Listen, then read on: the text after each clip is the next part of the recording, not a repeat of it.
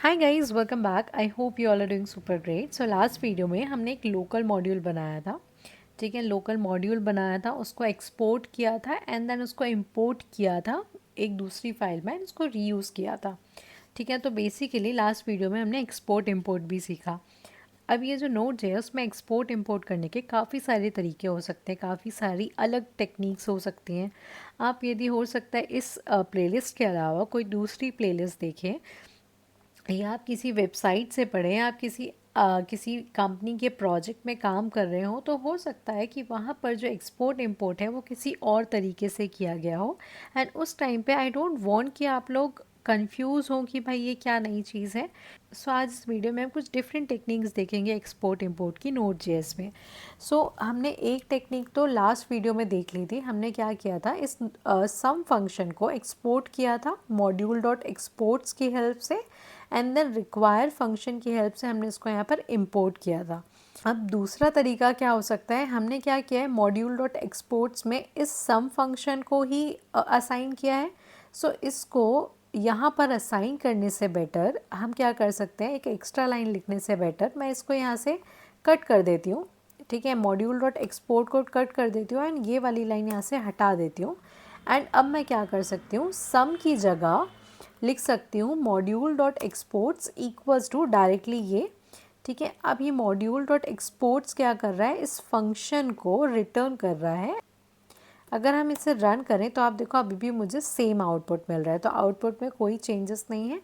ठीक है, ये था हमारा सेकेंड। अब मैं इसको कंट्रोल जेड करती हूँ। ठीक है, अब यहाँ पे कुछ और तरीके हैं, आप डिफरेंट वेबसाइट में देखेंगे डिफरेंट तरीके मिलेंगे आपको। तो अब हम क्या करते हैं, एक नया तरीका देखते हैं। ठीक है, यहाँ पर मैंने एक सम का फंक्शन लिखा था। अगर मेरे पास डिफरेंट फंक्शंस हैं एंड मेरे को हर एक फंक्शन को इंपोर्ट करना है तो मैं किस तरीके से कर सकती हूँ। फॉर एग्जांपल यहाँ पे सम था, यहाँ पर मैं सब्सट्रैक्ट का एक फ़ंक्शन बनाती हूँ। ठीक है, अब मैं इसमें क्या करूँगी, दो पैरामीटर्स लूँगी एंड देन हम इसमें सब्सट्रैक्शन परफॉर्म करते हैं। So let's say return a minus b. ठीक है, अब अगर मुझे सम के साथ साथ सब्सट्रैक्शन को भी अगर एक्सपोर्ट कराना है तो मैं किस तरीके से कर सकती हूँ, उसको मैं एक्सपोर्ट कर सकती हूँ विद द हेल्प ऑफ एक ऑब्जेक्ट। मैं क्या बोलूँगी कि आप क्या कर दो, ऑब्जेक्ट हमें पता है की वैल्यू पेयर होता है, तो मैं यहाँ पे इस तरीके से की और वैल्यू असाइन कर दूँगी and let's say subtraction equals to subtraction. ठीक है, एंड नाउ मैं क्या कर सकती हूँ, यहाँ पर मैं किसी भी नाम से अपने ऑब्जेक्ट को इंपोर्ट कर सकती हूँ। फॉर एग्जांपल यहाँ पे मैंने सम से किया है, it's just the name of variable. So यहाँ सम की जगह मैं कोई भी डिफरेंट नाम लिख सकती हूँ ऑब्जेक्ट। सम भी हम यूज़ कर सकते हैं बट ऑलरेडी हमने सम नाम का एक फंक्शन बनाया हुआ है। सो लेट्स से हम यहाँ पर लिख देते हैं कैलकुलेट। ठीक है, हमने इस नाम से एक ऑब्जेक्ट बना लिया। अब मैं क्या कर सकती हूँ, यहाँ पे लिखूँगी कैलकुलेट डॉट। तो अब आप देखो मेरे पास ऑलरेडी सब्सट्रैक्शन और सम दोनों का ही ऑप्शन आ रहा है, तो लेट्स से सम। ठीक है, एंड सिमिलरली मैं यहाँ पे क्या कर सकती हूँ, इसको चेंज करके लिख देते हैं कैलकुलेट डॉट सब्सट्रैक्शन। ठीक है, एंड इसको मैं सेव करती हूँ एंड अगर अब मैं रन करूँ अपनी एप्लीकेशन, अब आप देखो यहाँ पे मुझे परफेक्ट रिजल्ट मिल रहा है।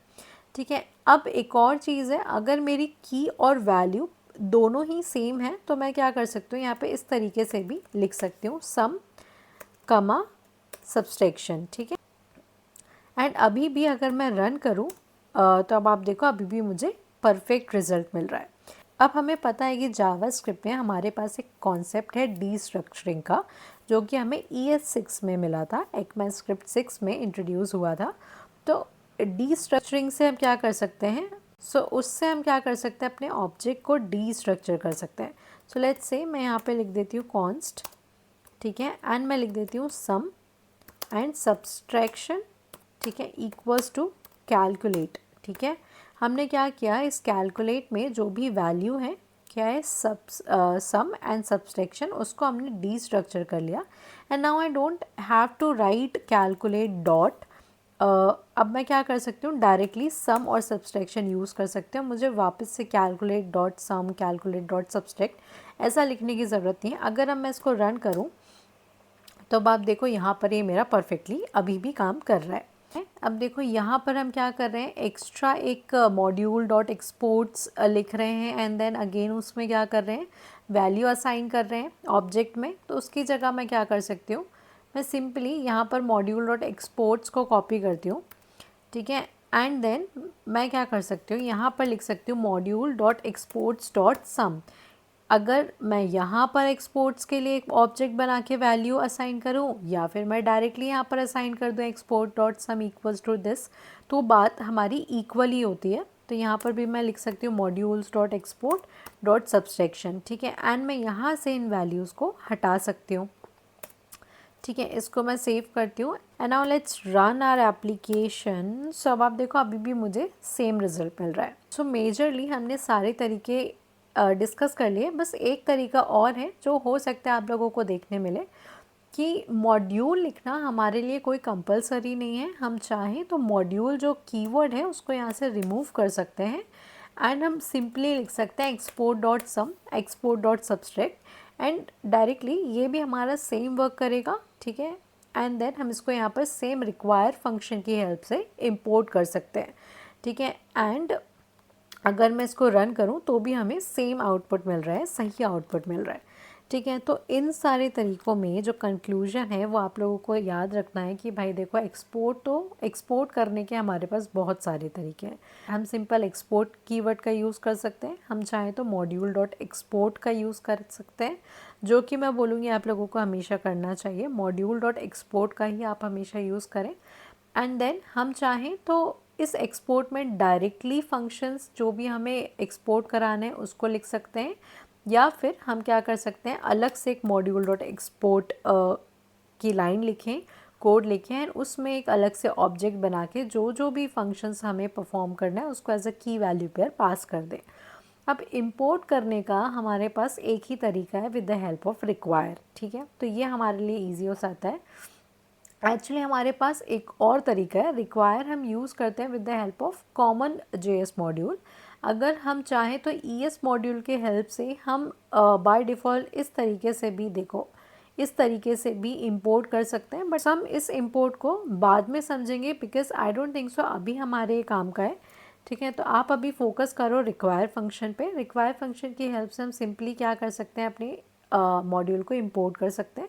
रिक्वायर फंक्शन के अंदर हमें सिंपली पाथ देना होता है एंड जो भी चीज़ यहाँ पे इन्होंने एक्सपोर्ट किया है वो हमारा रिक्वायर फंक्शन रिटर्न कर रहा होता है। तो हम उसको स्टोर करा लेते हैं एक वेरिएबल में एंड इस वेरिएबल का यूज़ करके हम सारे फंक्शंस परफॉर्म कर सकते हैं, हम अपने मॉड्यूल्स को रीयूज़ कर सकते हैं।